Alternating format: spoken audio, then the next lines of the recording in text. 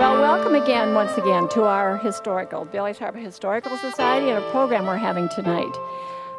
For those of us who started this little more than a year ago, we are absolutely amazed by what we've been able to accomplish. And most of what we've been able to accomplish came because of all the input and help from everybody in our community. Not just in our community, but families who've gone here, there, and all over have come back. And so it is truly amazing, and we thank you greatly. Just to let you know, we're planning another program, and that's going to be on July 13th, and it's going to be on the August Schramm building. Those of us who grew up here probably remember it as Wasserbeck's, and the ice cream shop and everything else that went with it. So that should be really good. So please plan on coming, and that will be on July 13th. We're in the process of trying to raise a little money so that we can continue with the work that we're doing. Again, because we've just begun, our budget is extremely limited, and we're always looking for funds. We're also looking for memberships. We're looking for people who would like to be on a committee or have a suggestion for us. So much of what we've done has come from people who've given us suggestions on what they'd like to see or hear. So any of us are very happy to entertain anything you might say and take your name down as a volunteer. So for right now, I'm going to introduce Carol, and she's going to talk to you about one of our projects that we're doing to earn some money.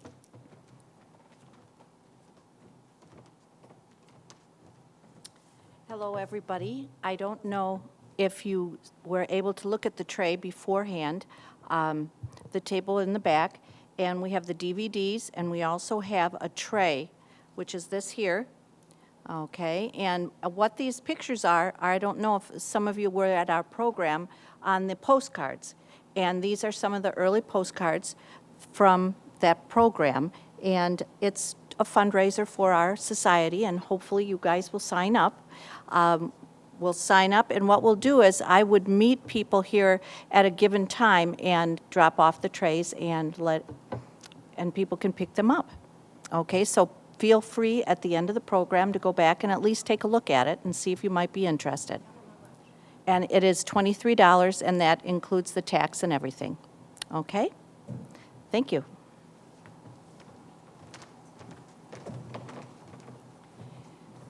Tonight, as this program is going to be presented, we've asked Mary Ann Johnson to introduce the program. She met with Leanne and has been discussing this over a period of time. Mary Ann is probably the kickstarter to this whole idea. Many years ago, she began with ideas of let's preserve Bailey's Harbor history. Not even being a native, she knew how important it was, and so we're so appreciative to what she has started, and it has blossomed into this, our historical society. So, Mary Ann, would you like to come and introduce the program?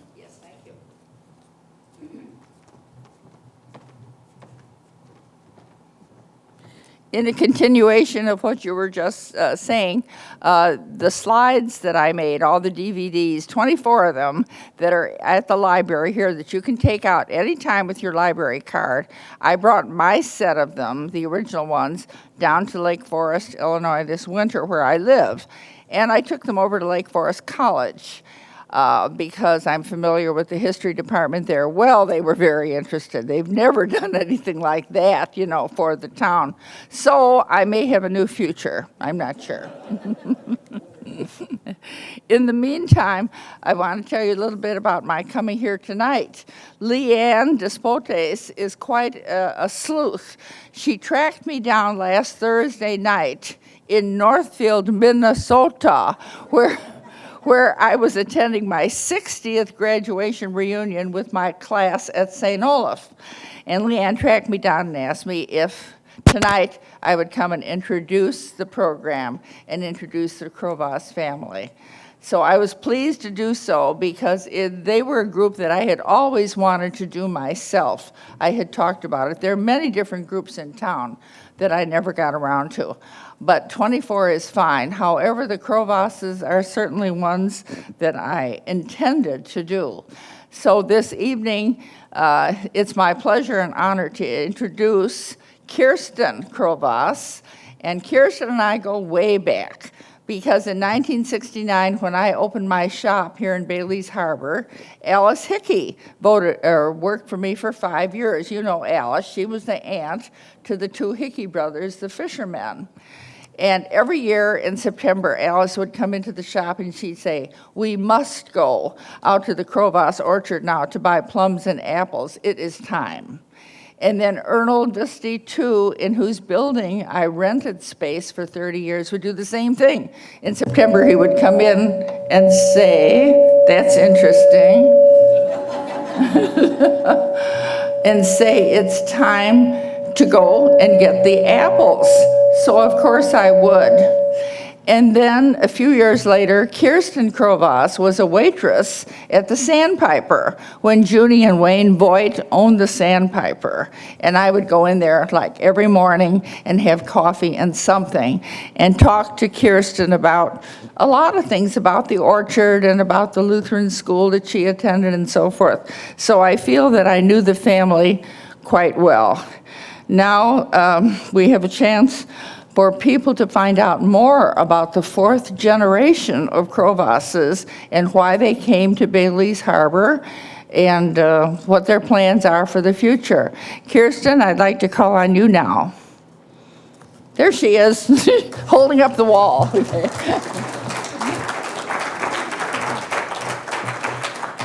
Thank you, Marianne. My family, or on behalf of my family, we'd like to say thank you to the Historical Society for inviting us to participate in this. It's been a lot of fun putting together the old pictures, going through the family history, and finding out more about our family and why we're here. There are a few family members in attendance tonight we'd like to make sure to recognize. My dad, Dan, and Mom, Sherry. If you'd like to stand, wave. They're the ones who currently operate Krowas Orchard. My brother, Eric, and his wife, Becky. My sister, Hillary, is going to be helping with the slideshow. Andy, our youngest brother. And then my grandma, Dorothy Krowas, my dad's mom, is down here in the front. And her daughter, Charlotte, next to her. And then her son, Herb, is in the back as well.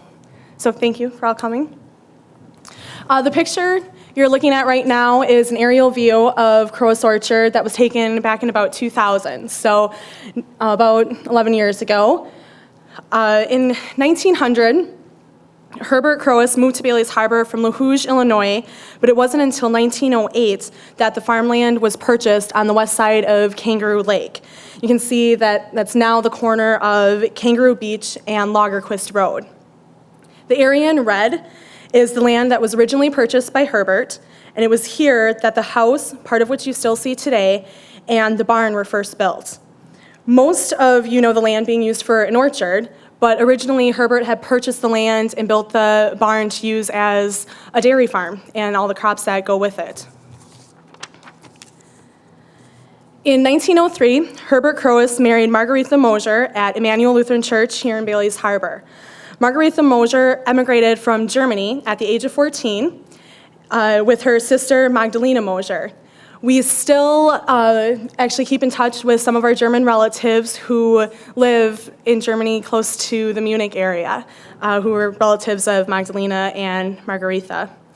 Herbert's brother Charles married Magdalena, and they settled at the corner of Fairview and Memorial in Egg Harbor.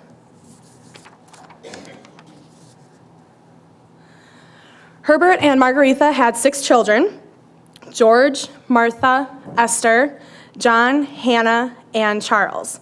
Although we assume all the children helped on the farm, it was eventually Charles who lived and worked with his father to help run the farm. Growing their own food and having the cows helped Herbert and Charles to make it through the Depression. To help with things, Charles took odd jobs like mechanical work and caddying at Max Welton Golf Course.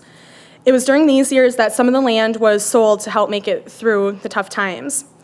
The area in red that you see up there is the land that Krowas Orchard owns and operates today. The beginning of August 1939, Herbert Krowas died while out working in the fields. It was his son Charles who was approached by the Federal Land Bank to take over the mortgage and run the dairy farm. Charlie Krowas married Dorothy Gull, who he met while she was working for his sister and brother-in-law in August of 1939. They continued to run the dairy farm for the next 10 years. To help supplement the income, Charlie worked at various places around the county as a mechanic. In 1948, Charlie got a full-time job at the shipyard. At that time, it was known as the Christie Corporation, and he worked there for about 20 years. After getting the full-time job, though, they decided it was time to sell the cows because the money just wasn't there anymore.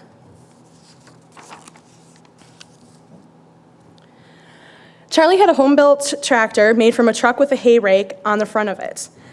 One day, when his neighbor Bill Zahn, who at that time was the manager of Kangaroo Lake Orchard, was over, he said, if the hay rake picks up loose hay, why wouldn't it be able to pick up brush from the cherry orchard? Charlie and Bill tried it out a few times, and it ended up working. It turned into a springtime job that took Charlie to orchards from Sturgeon Bay to Sister Bay pushing brush. After doing this for a couple of years, Charlie thought a cherry orchard would be a profitable business to get into. Since you could do it on the nights and weekends, he could still keep the full-time job at the shipyard, plus run the orchard. The other driving factor was the land was more suitable to growing fruit trees than the farm crops because of how shallow the soil is. The roots of fruit trees are able to find the crevices in the rock where the moisture is located. After saving enough money by working overtime at the shipyard, building the Badger and Spartan car ferries, Charlie had saved enough money to buy the first cherry trees. In 1956, the first cherry trees were planted in the field along Lagerquist Road. That first year, 530 trees were planted.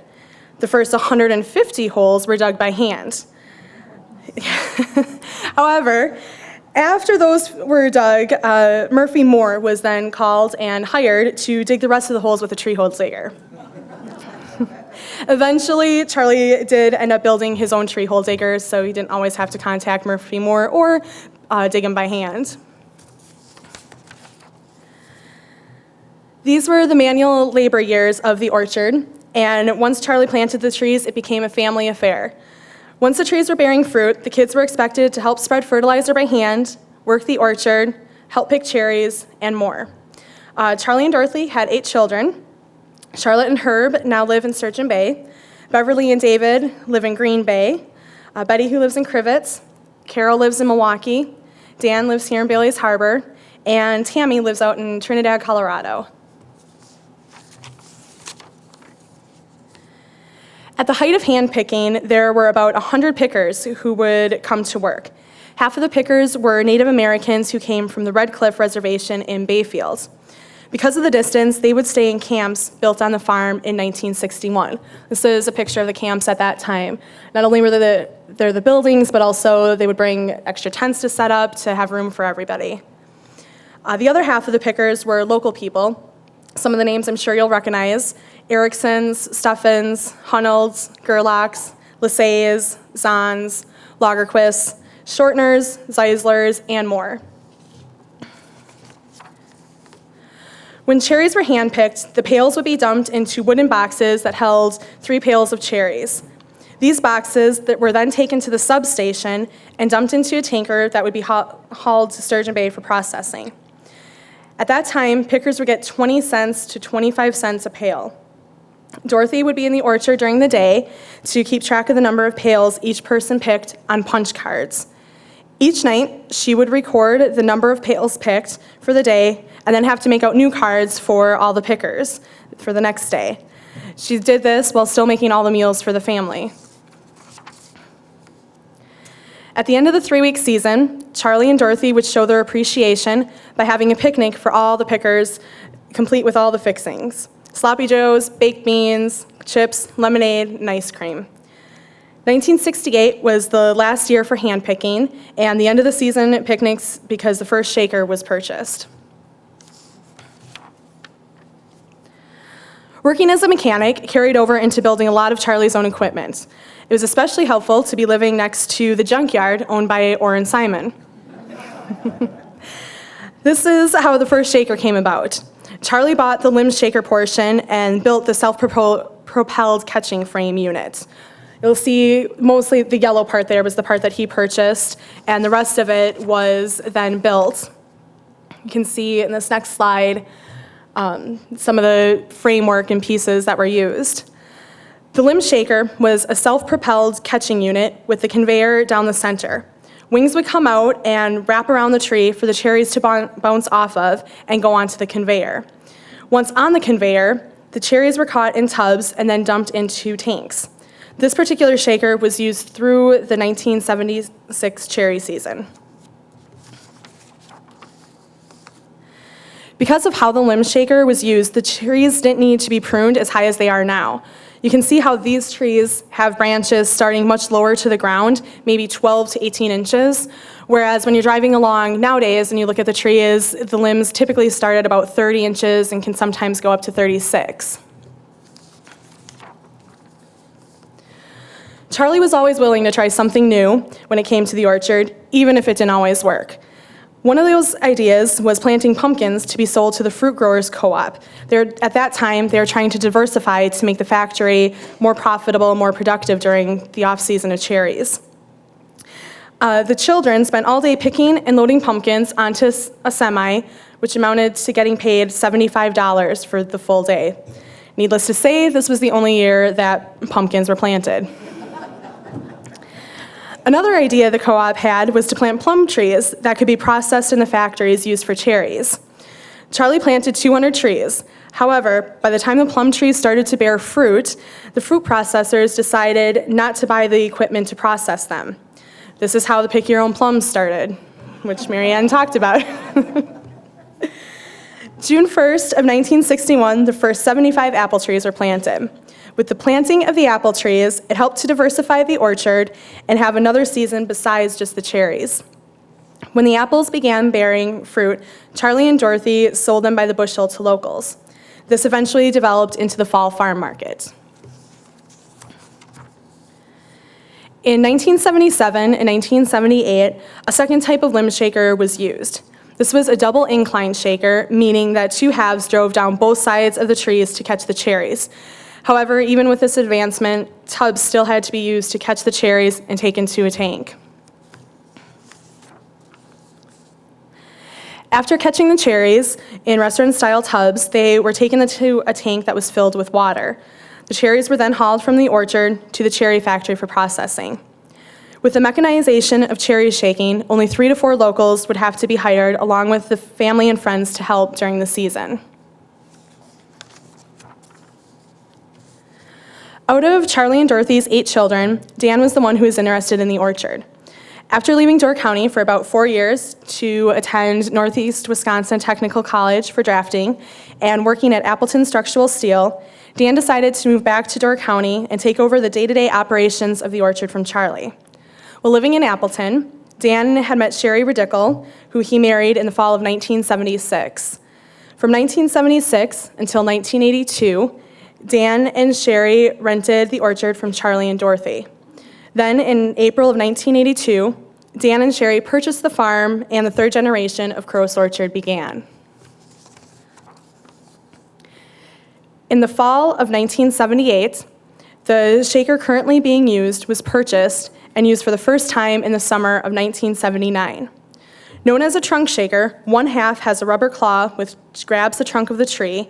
As the shaker is shook, as the tree is shook, the cherries bounce on the canvas and are caught by the elevator half of the shaker. The elevator runs the cherries into a cold tank of water. You can see in this next slide, this is actually the elevator half that the cherries then bounce onto, and they then take the cherries into a tank of water like that.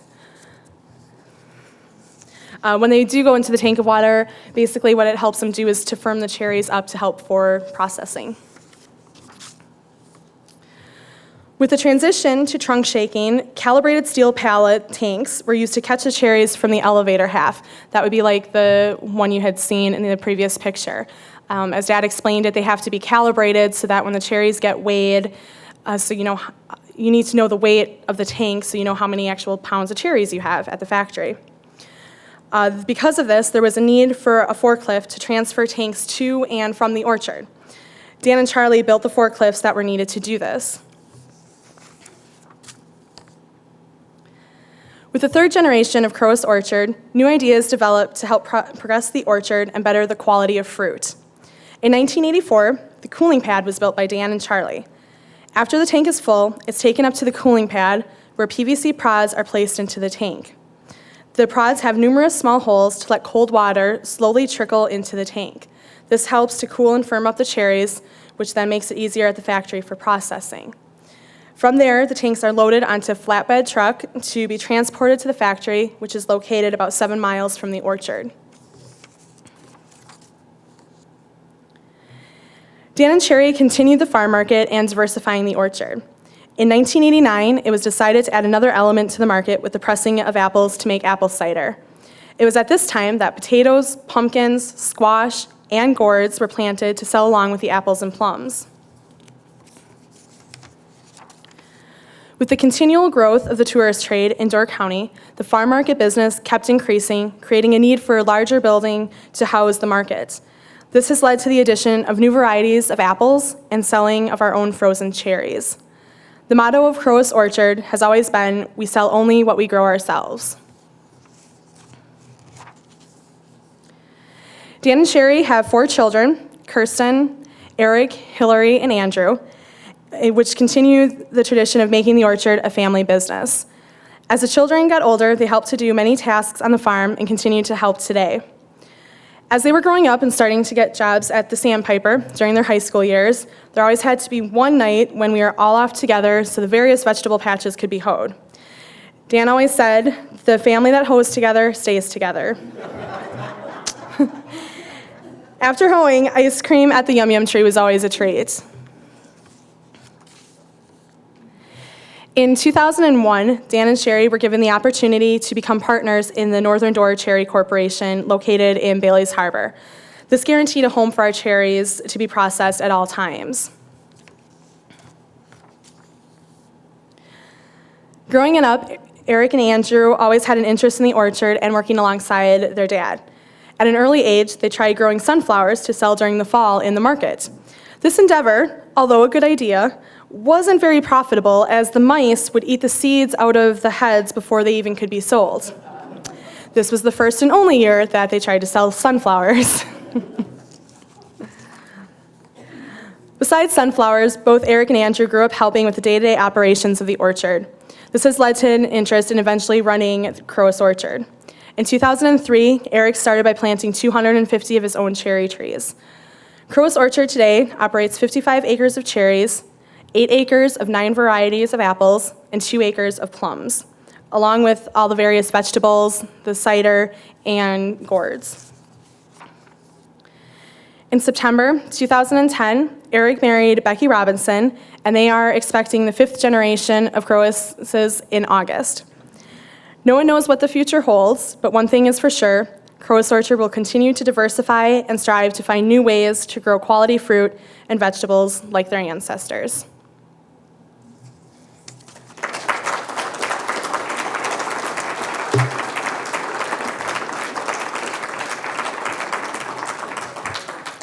So thank you again. We really appreciate being asked to do this. But now I'm going to turn this over to my father and mother, Dan and Sherry, who, if you do have any questions, they're the better ones to answer those.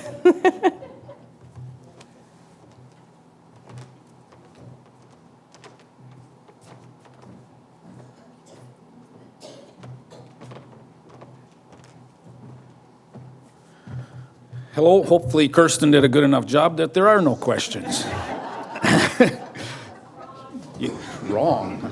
Sir? I have a question about the processing plant. Where is the processing plant for the cherries located? Just outside of Bailey's Harbor here, do you know, well, it used to be Cedar Road, but it's now called Arns Road, or Aaron's, depending how you say it. When you're taking 57 towards Sister Bay, just before you get to the newly done renovated barn that was Dynamite Oldenburg's, it's on the right-hand side. It's a red and white barn. There's a road. It runs a mile to the west, and the factory is located on the end of that road on the right-hand side. Now, was that privately owned, or was this a co-op with all of the cherry growers? That factory was started in 1980. There was 5 local growers that pooled money together. The cherry industry was going through a kind of a transition period, and the 5 growers felt they could do better by having their own processing plant. And today there's only 2 of the original 5 people in it, and then my wife and I we went in 10 years ago. So we process, on a good year, we've processed up to 2.5 million pounds of cherries there. Normally we hope to shoot for 1 million to 1.5 million pounds a year. So, sir? Question, just a comment. Best apple cider anywhere. Thank you. I'll go back to the question. From the plant, Okay. what happens then? What happens then? We cool the cherries down some more, just like you saw on the picture where we have our own cooling pad, because you have to get those cherries to be as firm as marbles, basically, in order to run them through the pitters. So then they go through electronic sorters, and we try to eliminate the biggest share of the blemished ones that way, and then they go through the pitters, and then we have women on the line that'll still pick out any other blemishes or stems that happen to make it through that far. They're put into normally 30-pound containers, which would be 25 pounds of cherries, 5 pounds of sugar, and then they're loaded and taken to the freezer in Green Bay, and then they're dispersed from there. A lot of our cherries are being processed now for what we call dryer stock. Instead of going to the bakers and things like that, they're actually being used for the dried cherries. Mike Johnson down in Forestville buys a percentage of them. There's another dryer down by Kaukauna on 41 that has a drying operation. He purchases some of them, and then there's another one in Michigan that takes the biggest share of them. And out there we have housing that we usually have roughly between 18 and 22 Mexicans that come in to help us for labor-wise, and then we still hire another 7, 8 local people. So, yes? Yes. She wanted to know if they were all Montmorency's. We have run a few. I don't know if anybody's heard of the Balaton. It's a newer variety. We've custom packed some of those for some people, but not that we're encouraging it. It's by the time we get done with the Montmorency's, we really don't care to run a week later after that. Yes? Just a question on orchard maintenance. Do you cut around the trees or do you spray around the base? Or do you just leave it? I guess our orchard is a little more old-fashioned. We still cultivate between the rows on cherries. Apple trees, there we leave it all sod and mow the grass. Yes. Sir? How does weather affect the quality and yield of cherries and apples? Well, it can affect the yield quite drastically. I mean, you have years where with these up and down temperatures that we're experiencing is getting very hard on trees, because trees are just like human beings. They get accustomed to the warm days in the winter and they'll start to advance, and then if you drop temperature too fast, they can't correct for it, and you can end up being froze out in the middle of winter already. Springtime is normally the most crucial though, because you're killing frost usually. In May is the one you got to look out for. If the buds have advanced too far already, it can take care of the crop right there. How long does a tree last?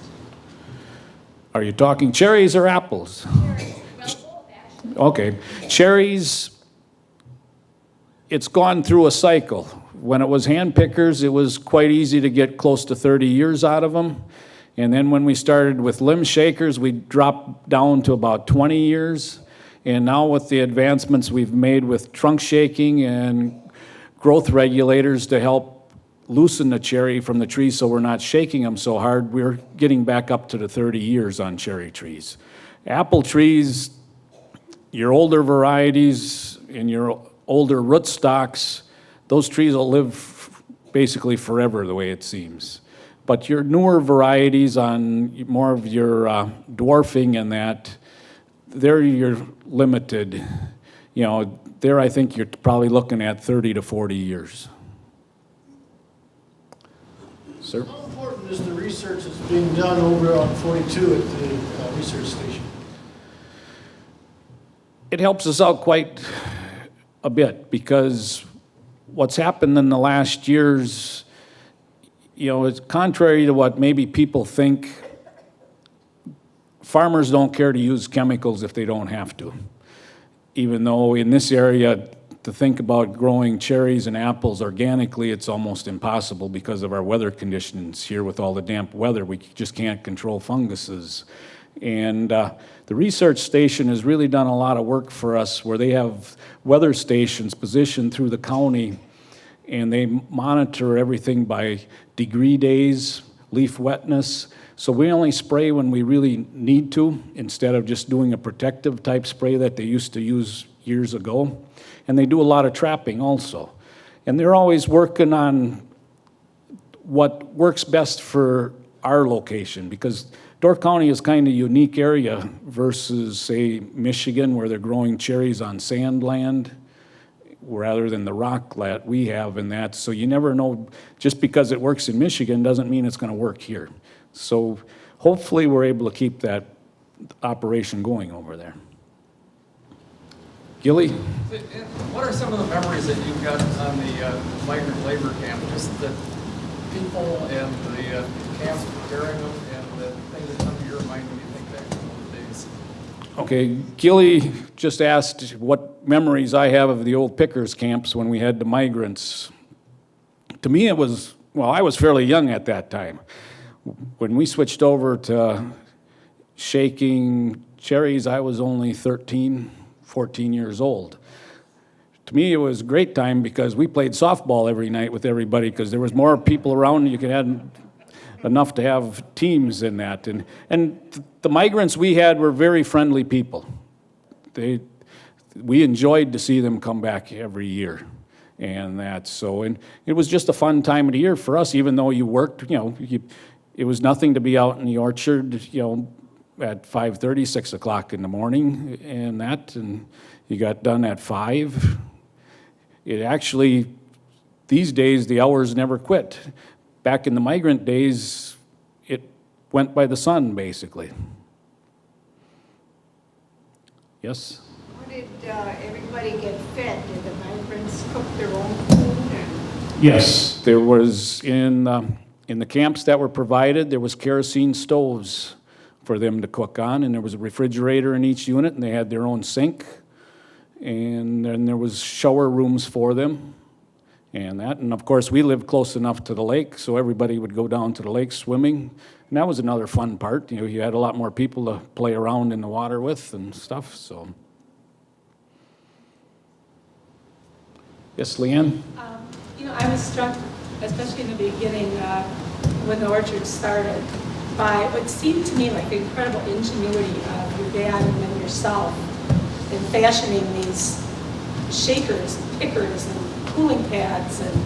And I noticed the one tractor somebody was on, it looked like the metal fender was off the big wheel and somebody had fashioned something out of a, you know, like out of wood. Maybe I saw that wrong, I don't know. But what, I mean, how do you come up with this, you know, this ingenious idea of, well, I'm going to make, I think I'll just make a limb shaker. And then, because I know there aren't kits for that. No, but there was a lot of it going on at that time. You know, we weren't the first ones to get into limb shaking. There was other people in the county shaking, you know, years before we were. It sounded like Charlie kind of fashioned the equipment himself, is what I was saying. I know you weren't the only people doing it, but still. Yeah. I guess it came down to because labor-wise, Dad was always looking at doing things an easier way. And he was blessed to have the engineering mind that he did have for somebody that didn't hardly make it through 8th grade. he was very capable in doing everything. And he had, that he had worked in the shipyard, he had the abilities or the place to get things from. Plus, like it was said, we lived right next to the junkyard, and things were cheap to buy and that, so. Do you find you still have that kind of bent that like you like solving those kinds of problems if you can? Oh, yeah, you want to do everything yourself if you can, because if you got to pay somebody else to do it, it costs money. So, yes? How long does it take for a tree to start making you money? Like when you plant it, how many years before it starts actually producing an income? That's a hard thing to say because you don't know what the weather's going to do to you. Normally, they figure on cherry trees, you know, you're looking at around 12 years. That's what the experts say but they're, you know, they're factoring in borrowed money and everything else, depreciation and things like that. Can you comment on the heritage and history of your last name? Well, we're German, of course, and that's so, you know, that's why it's spelt with a W, but the Germans would pronounce it with a V. Of course, we've been in America long enough that a lot of people pronounce it as a W. And that's so. Yes? I'm curious to know, do you know what that property was when your ancestors first decided that they were going to claim it for their whatever they were going to do with it? Were there lots of trees? Did they have to fell the trees or you know, dig it all up themselves?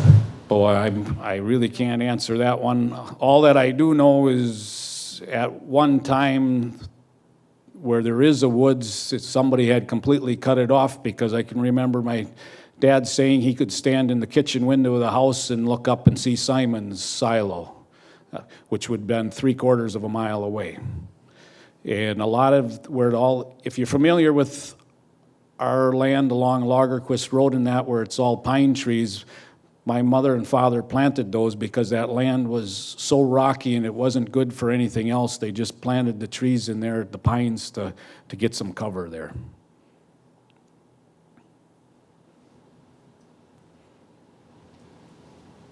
What's the future? Back here? Hopefully, yes. They both have interest in it, both sons do.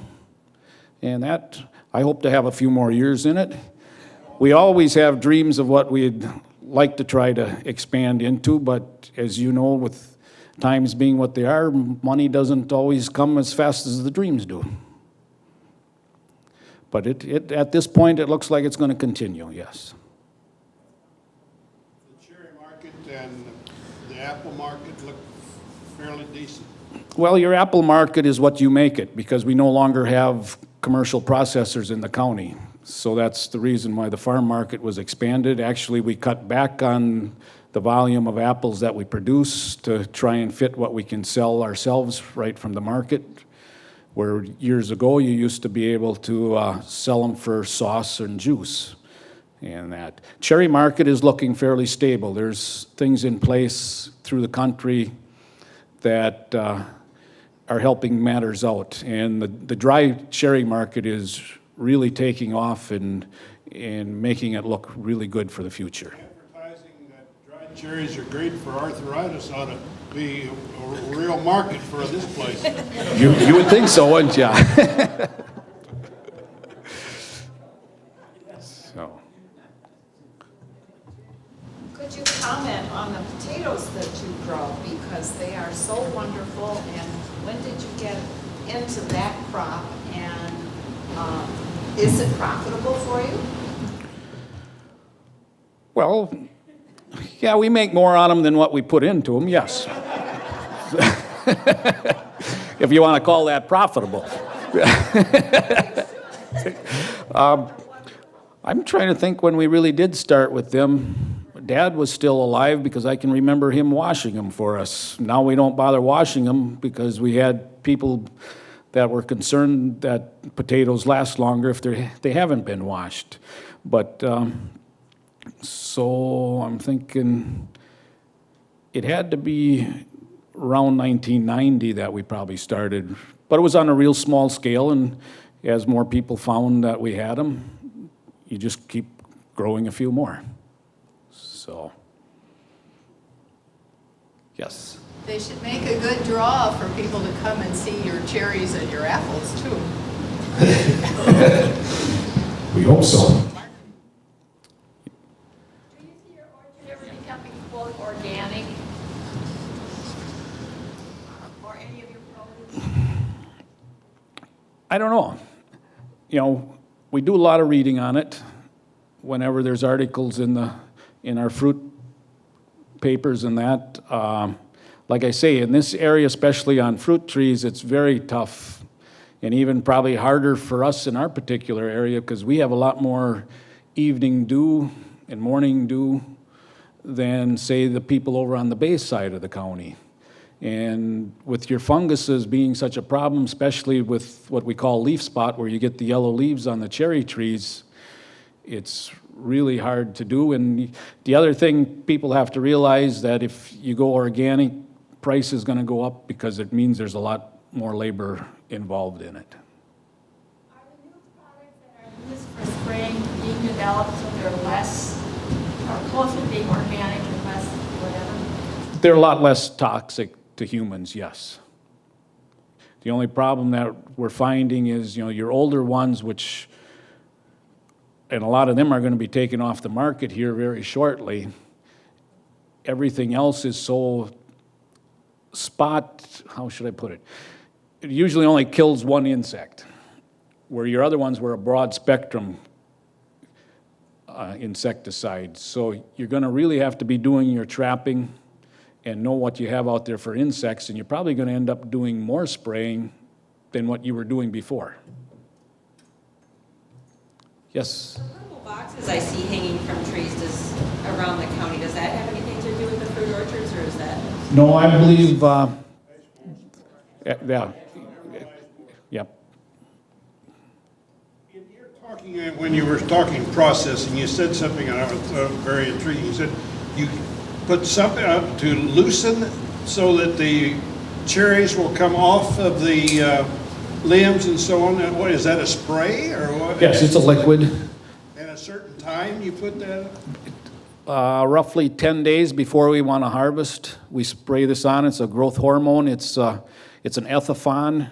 It's what the tree produces on its own, but we just help it along so that it does it faster. And the cherries release so much easier that way, and you don't have to shake that hard. Yeah, and it's not that much that you really put on, because you're putting in roughly, well, we put in a half a gallon and 400 gallons of water, and that's enough to do 6 acres of trees. So it really isn't that much that you're putting on there. Oh yeah, it's unbelievable, and basically all the cherries come off the tree then when you shake. No, we spray it right on the leaves. Yes. Yes, ma'am? The spotted cherries that you choose not to use that send off to market, is there a use for them, or are they destroyed, or can they be used for cherry juice or jam or jellies, or? Out at the processing plant here that we collect, that actually most of them go for making wine. So. And that wine is made locally, so. That's a good question. What about the pits? The last 5-6 years or so, we've had some local people that have been picking the pits up, and they actually take them to their home and dry them on their blacktop driveway, and they use them in their wood pellet stove in the wintertime to heat with. So. Can't be used for something? If you look hard enough, you'll find it.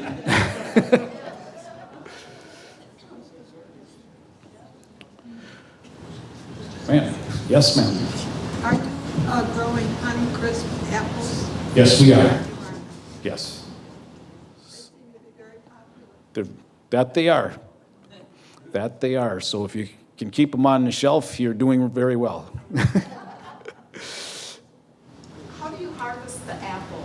all by hand. Pick them by hand. And that, usually we have a few retired local people that'll help us out. Last year I had one Mexican that needed some work because the orchard that he normally picked at had a lighter crop, and we've had other Mexicans help us in that, so it's usually about a month that we pick. When does that start? Normally hopefully we start about the end of September, because our farm market, we usually figure that we're open the last weekend of September. And so we always did say, and Dad always said it, we had to be done picking by Halloween, because then you're taking a chance of things freezing on the tree.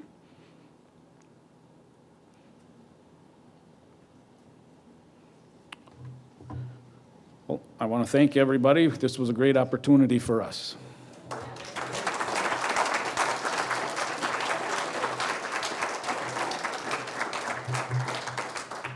Wasn't that great? I've lived here my whole life and have picked cherries for 20 cents a pail to pay for my school clothes and going to the fair in the fall. So I learned a lot. It's really interesting to know some of the things that I wasn't aware of. Thank you, Krowas family. Thank you so very, very much. This is our history, and this is what makes it so exciting. Thank you to all of you for coming. We are looking forward to seeing you in July. And there's goodies still back there. Please help yourself. And there's a little case back there in case you feel like you would like to give us a free will donation. In the meantime, have a good evening and hope to see you in July. Wait a minute. Wait. We're going to pick up a free DVD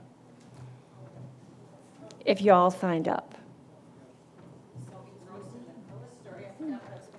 Yeah.